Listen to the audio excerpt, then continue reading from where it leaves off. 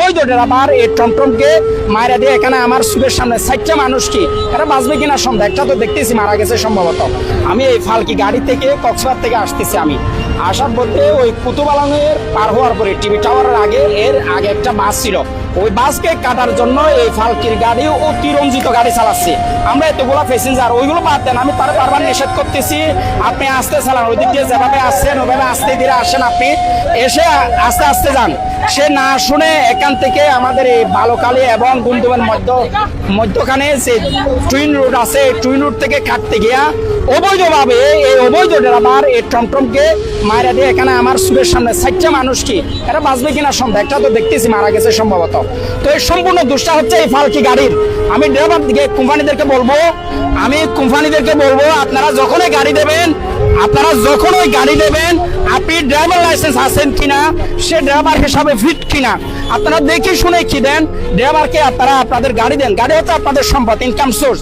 তো এভাবে আপনারা যাকে থাকে আপনারা গাড়ি দিয়ে এভাবে অন্যভাবে মানুষ হত্যার তো লাইসেন্স তো কোনো কোম্পানিকে দেওয়া হয় নাই। তো আমি অনুরোধ করব কোম্পানিরা যখন গাড়ি দেবেন আপনারা ড্রাইভিং লাইসেন্স সব কিছু চেক করে আপনার যোগ্যতা সম্পন্ন ফিট তাহলে দেন। আজকে এটা সম্পূর্ণ অন্যায় এই গাড়ির ড্রাইভারের, আমি গাড়ির কোম্পানিকেও বলবো না। দোষটা হচ্ছে এই ড্রাইভার। আমরা অনেক অনুরোধ করছি তাকে আস্তে ধীরে কি গাড়ি চালানোর জন্য, সে একটা গাড়ি কাটার জন্য, একটা যাত্রী বেশি পাওয়ার জন্য সে এভাবে 60টা মানুষের জীবন নিয়ে খেলছে। এবং আমাদের গাড়িটাও কি উল্টে যাইতো, এটা আল্লাহর ফায়সালা, আমরা এখনো জীবিত আছি, এটা মহান মাহবুবের স্পেশাল রহমত। আমি এই গাড়ির যাত্রী ছিলাম, এই ফাঁকি গাড়ির নিজে যাত্রী ছিলাম। তো আল্লাহ আমাদেরকে জীবন ফিরে দিয়েছে, এটা আল্লাহর কাছে শুকরিয়া। এটাতে যাত্রী তো পরিপূর্ণ ছিল, পূর্ণ যাত্রী ছিল এই বাসে পূর্ণ যাত্রী ছিল, সিট খালি ছিল না। তো কিন্তু ওই গাড়িটা কি করছে, টমটমটাকে মেরে দিয়েছে। এটা অন্যায় ভাবে মেরে দিয়েছে এই ড্রাইভার অন্যায় ভাবে টমটম গাড়িকে মেরে দিয়েছে। কিভাবে দেখছেন আপনি?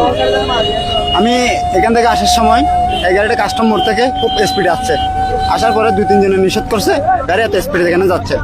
হ্যাঁ, মারা গেছে তার কোনো পরিচয় পেয়েছেন? না কোনো পরিচয় পাওয়া যায় না, কি রোহিঙ্গা নাকি বাঙালি এটা কোনো পরিচয় নাই।